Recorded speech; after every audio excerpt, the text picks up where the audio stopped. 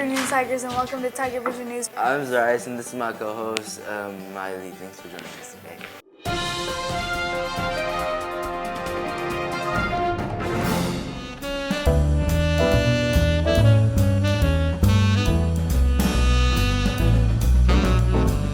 Houston, Austin, Santa Ana, Davy Crockett, remember the Alamo! Lots of famous people and places to cover, but here's the Texas Revolution in 3 minutes.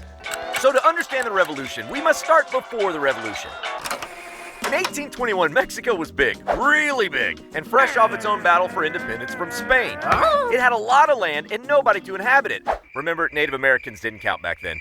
Sorry. So Mexico started a program. We want you to become an impresario. Impresarios were in charge of recruiting new settlers. They didn't have money, they had land, lots of land. And Americans love free stuff, especially free land. Yeehaw! Impresario Stephen F. Austin recruited the first 300 families and established the town of San Felipe de Austin as the central hub of Texas. Things were okay, but then Antonio Lopez de Santa Anna became president, and even though he was elected, he acted like a crazy dictator, doing very dictatory stuff like throw out the Constitution. The Texans didn't like that, and suddenly they started to think of independence. Mexico was getting suspicious, and in 1835 sent troops to take back a cannon they had loaned the Texan settlers in Gonzales. But when they arrived, come and take it! They were met with a flag and a big boom.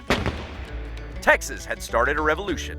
Texan troops were even able to push the Mexican forces out of San Antonio and took command of the Alamo. Santa Anna was muy mad. He sent a force of 6,500 men, including himself, to Texas. First stop, the Alamo. Inside were famous Texans like Jim Bowie, William Travis, and the hero frontiersman from Tennessee, Davy Crockett.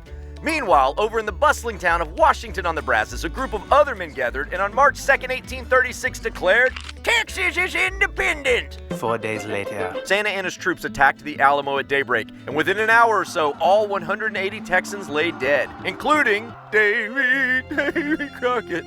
When the news spread, everyone freaked out. They began to retreat in what's called the runaway scrape and burn their cities to the ground so Santa Anna's troops would find no supplies. A few weeks later, Mexican troops captured 340 more Texan soldiers as they retreated from Goliad. And on Palm Sunday, they executed them all and burned their bodies in the Goliad massacre. Texas was getting walloped. But one man had a plan. Here comes the General, Sam Houston. The Texan retreat allowed him to build an army. Pretty much any man with a gun could join the fight. And on a swampy patch of earth called San Jacinto, Houston and his 900 men met up with Santa Anna's much larger army. And in the middle of the afternoon on April 21st, Houston launched an attack. Surprise! Remember the Alamo, remember Goliad!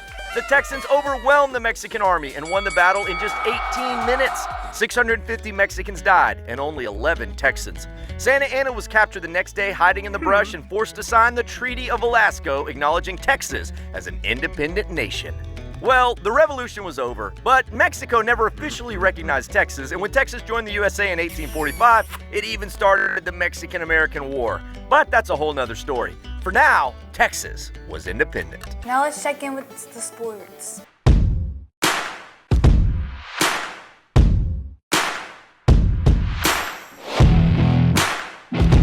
Hello FMS sports fans, I'm Lily and here's a look at today's sports. The first golf tournament of the season is coming up really soon.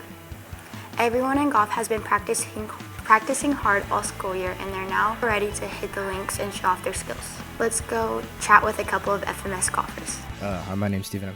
Aiden, When will the first golf tournament take place? sometime next month. How long have you been playing? About 2 years now. What part of the game needs some improvement? Short game. What is the most challenging thing about playing golf? The mental part of it. What's your favorite restaurant? Olive Garden.